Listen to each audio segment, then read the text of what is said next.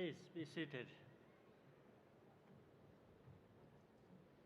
Hello, mwaramutse neza muraho?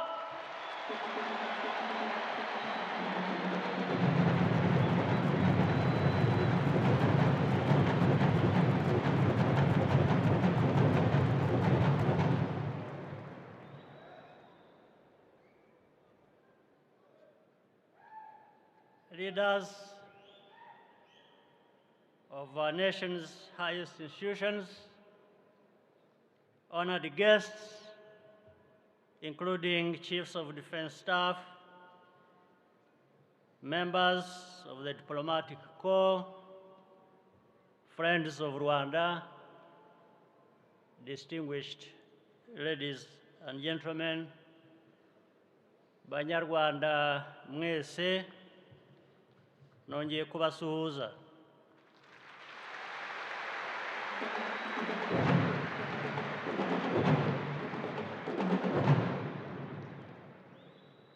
Mpereye no kuri aha turi ni kimwe mu bigaragaza uko tugenda twiyubaka twongera kubaka igihugu cyacu.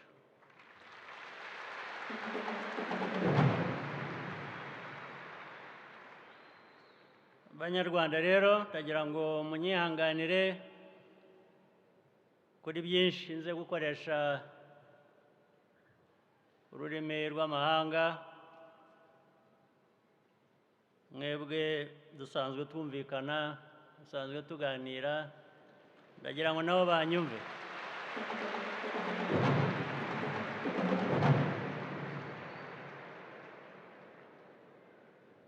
Ndagira ngo abandi batumva Ikinyarwanda banyumve batagombye gusemurirwa.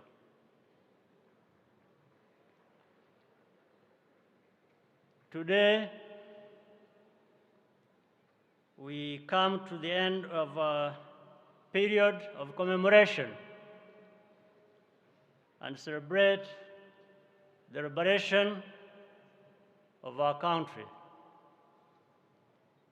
I want to thank all of our guests and friends who have joined us on this special day.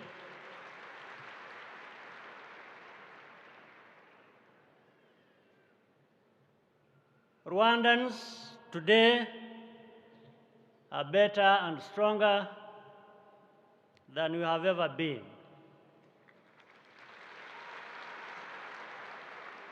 We keep marching forward like the men and women of our defense and security forces who have just paraded before us. 3 decades ago,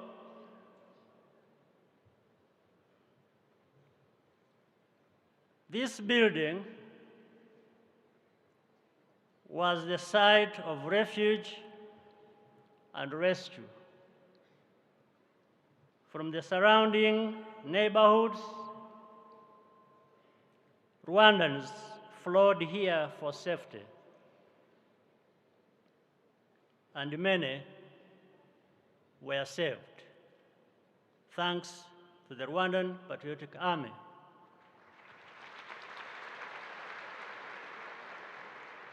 An act that was repeated countless times all across our country. On July the 4th, we express our thanks to those who liberated Rwanda and remember those who gave their lives.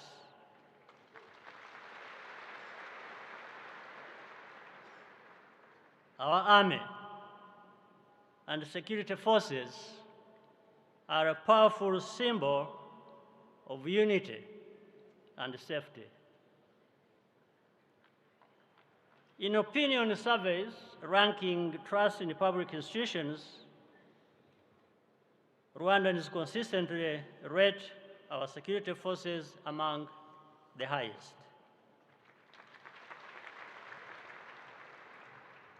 That is no accident. After the genocide, the first encounter that most Rwandans had with the new authorities was with our army. The situation in the country was still extremely tense and dangerous. Yet, our forces did everything in their power to treat all Rwandans with professionalism and humanity, setting the tone of everything that followed. Even today, they remain close to the community and invest in projects that matter to our development, such as infrastructure and medical services. This pact of trust, which we call Ijambo, is indeed the solid foundation upon which our country was rebuilt. It was not easy. Remaining principled and consistent is hard, very difficult. But that product of doing hard things is absolutely beautiful. By nature, Rwandan security posture has always been defensive, not offensive.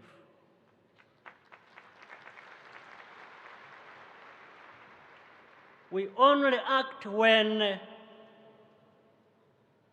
trouble is brought to us. We prioritize cooperation and working together. Rwanda seeks peace for ourselves and for everyone in our region. We know the value of peace just as well as anyone else, maybe even more. Where there is a need for humanitarian action, Rwanda will not be absent.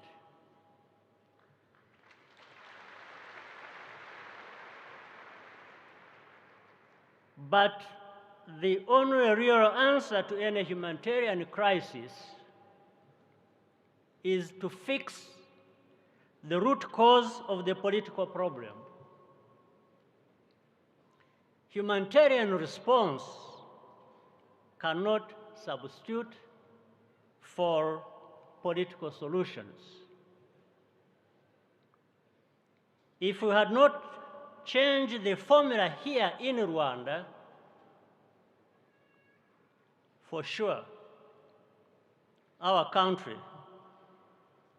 would still be under a United Nations peacekeeping force, divided and destitute.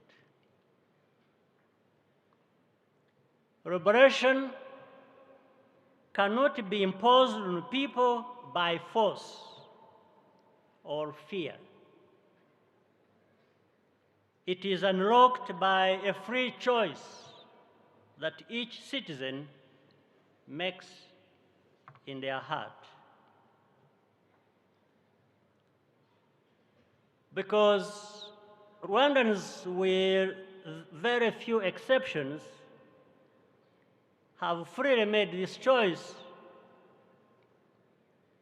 our country is at peace and will remain at peace no matter what.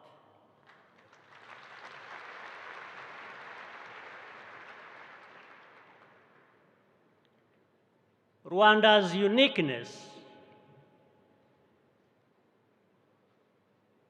only grows more notable with time. We have shattered every negative taboo and assumption about being Rwandan.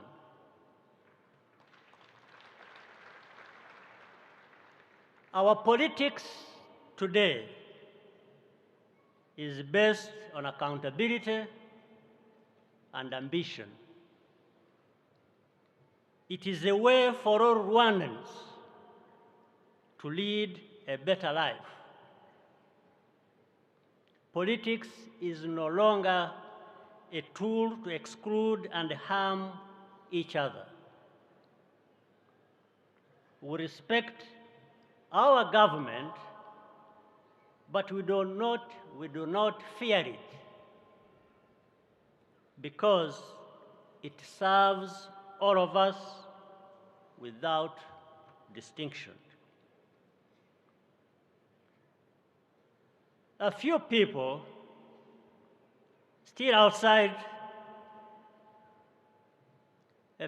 outside still do not understand Rwandans. Some of them even try to spoil what we are building, and we see it. But all those negative efforts produce no results. They are just words on internet or statements somewhere in different high offices with no power over us at all.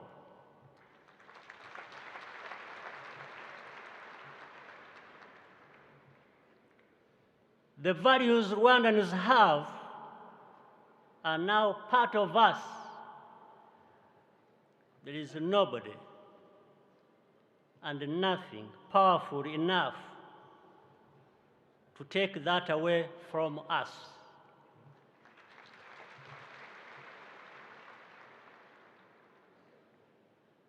The end point of the liberation struggle was to build a state in which each of us is valued and citizens are always at the center of government action. Even though Rwandans have made huge strides towards this mindset, we must remain vigilant.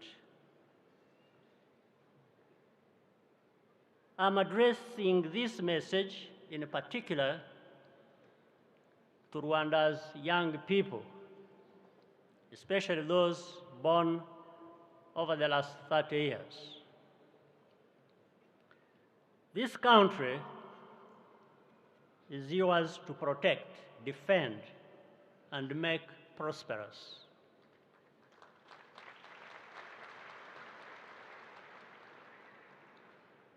It is worth repeating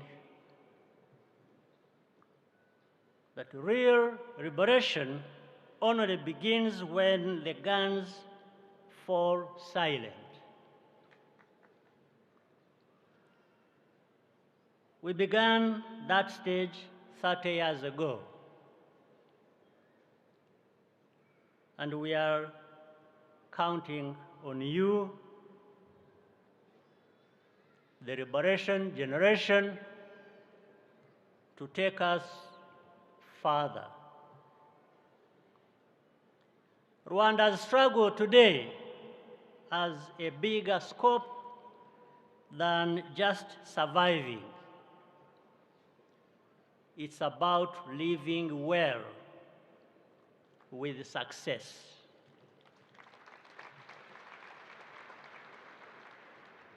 Succeeding against the poverty, dependence, and indignity. Succeeding as an upright nation of Africans who play our part to build a better continent and a fairer world. You have the freedom and the opportunity to live the lives you want. But wherever your life takes you, remember your duty to uphold the good politics we have built. Speak up, take part, and give back. Those are the civic values that we want to define the next generation of Rwandans. Ubutumwa ndabubwira cyane cyane urubyiruko rw'iki gihugu cyacu, nibanda cyane ko bavutse mu myaka 30 ishize cyangwa mbere yaho gato bakiri bato. Iki gihugu nimwe mugomba kukirinda, mukakirwanirira, bityo kigakomeza gutera imbere.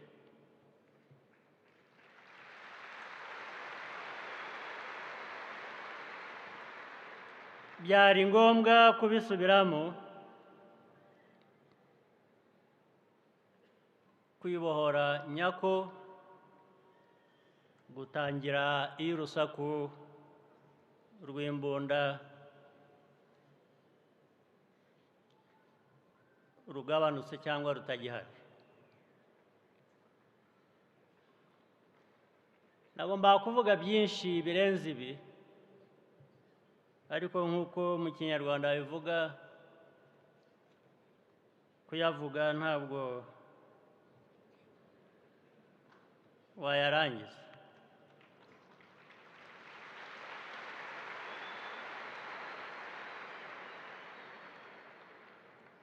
Ibindi tuzashaka umwanya tubivugira ahandi cyangwa undi munsi.